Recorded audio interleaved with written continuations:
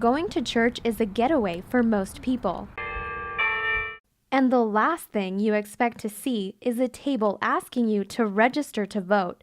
But as strange as it sounds, this is the new target of many voting advocates. Well, this is a good opportunity for our people, especially in our parish. It's mostly Spanish people, and many of them needs to more information in order to have the opportunity for voting. But not everyone agrees that interrupting church time for voting registration is a good use of time. I don't think your church is a religious thing, so I don't think it's right.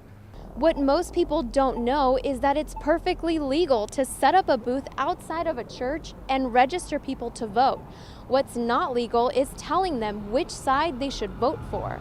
But here we're talking about registration.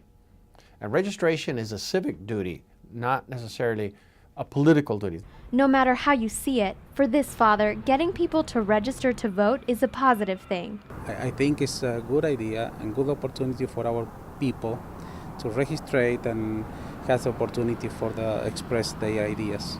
Express their ideas with their votes in the voting booth come election day.